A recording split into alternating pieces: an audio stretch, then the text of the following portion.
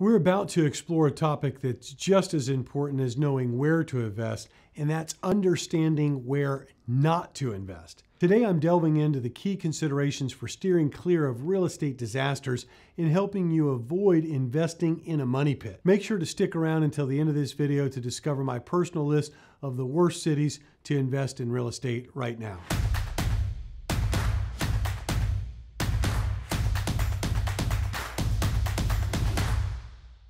Before I mention which cities I'm avoiding at the moment, I want to cover the key criteria I look at when coming to these conclusions. Okay, let's talk about one of the first things that you want to look at, and that's the economic stability for the city that the real estate is located in.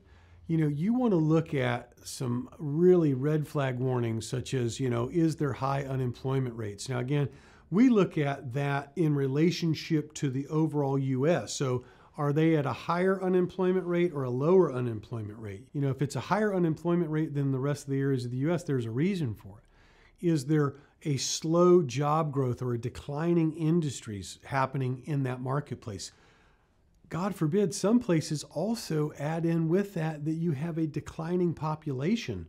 So like you've got almost like a triple whammy there, right? You've got high unemployment, you've got declining industry, and you've got people leaving the area.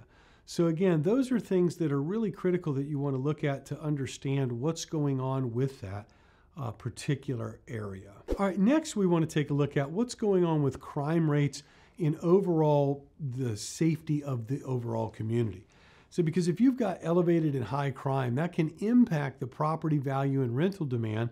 And really it's something that you have to understand. So again, what we take a look at is, what is the overall area that the property is located in? Is it located in a higher crime area? Now, that being said, I would just say to this, there's crime everywhere, right? But now you can look at, there's multiple different websites that are available that you can uncover the crime related scores for a particular area, and then you can see how that is. And again, I would say this from my own personal experience, you're not going to be able to vastly improve a property and get more higher quality people to come and move in if it's surrounded in an area that is, overridden with crime. And so that's something that's critical that relates to your value and improvement of the property. The next thing that you want to look at and understand is what are the landlord regulations, business friendliness of the overall governing body that oversees it. So, first and foremost, is it a state or an area that is pro-business? Or are they pro-resident? Is it an area that's over-encumbering with respect to their regulations and policies, how they operate? Is it an area with which they are actually following the law? We've seen in some areas, and this has been astonishing, this is after COVID, we've seen some local municipalities intentionally not follow the law as it relates to eviction laws, right? Where normally an eviction process would take in a good market 45 days. There are some local municipalities that we know of that are still to this day, when shooting this video at the end of 2023, running 7 to almost 12 months to evict somebody. And they're doing that by design, by not following the law. So it's really important to understand what kind of governing bodies you're dealing with.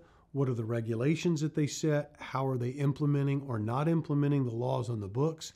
And how that really can adversely affect your property and your rental income. So another area that you got to look at is infrastructure and development. So again, you're looking at areas that you don't want to invest in, right?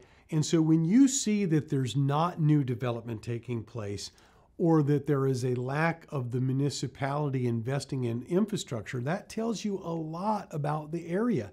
They're not investing in it oftentimes because they're struggling or they don't have the funds to continue to improve the area.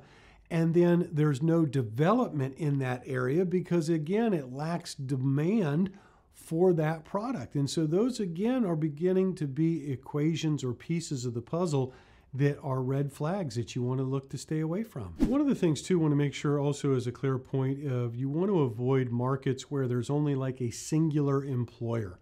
And that's really tough because, again, there's been historically, it's like, let's call it a military town where the primary driver was a military base. Well, again, probably a decade or more ago, probably now 15 years back, there was a realignment of some military bases. Certain military bases were closed. It was like overnight the place became a ghost town. So like your investment there just lost tremendous value because of that. Or singularly as well, if you've got one industry, like with one main employer, like we saw up north with certain areas of the car manufacturing business, or certain areas in the south of, there's a singular manufacturer that was the predominant employer, and that employer went under or closed their shop there, closed the manufacturing plant, the entire city suffered. So again, you want to make sure you've got deep diversification of employment in any market that you're investing in. So now with these things in mind, what I would say the areas that you want to avoid, right, are some of the high tax regulation, anti-business areas that we see in the northeast of the U.S., specifically the northwestern part of the U.S. And then, drilling down into some specifics, like in Atlanta, there are 4 counties that don't follow, the law any longer as it relates to eviction regulations as of where we are today in 2023. And so, those 4 counties are Gwinnett County, Clayton County, DeKalb County, and then Fulton County. Fulton County, you probably saw, that's the county where they charged Trump with, illegal tampering with election and such like that. I mean, that woman there is more focused on pursuing him than on pursuing the crime that's in her county. So again, these are things that, we learn by experience. Now, that being said, I can tell you this, we have a number of communities in Atlanta that are doing fantastic in other counties. And so again, now in the present moment, I wouldn't buy in one of those counties I just said because of how they're handling evictions.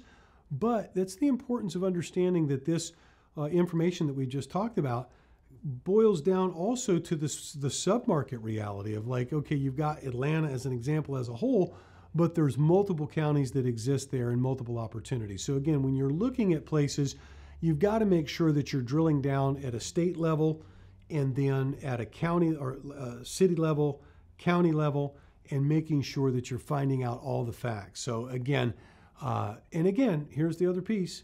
This changes over time, right? Because there's going to be shifts in demographics as we've seen presently, and that will continue to take place. That's all I have for you today.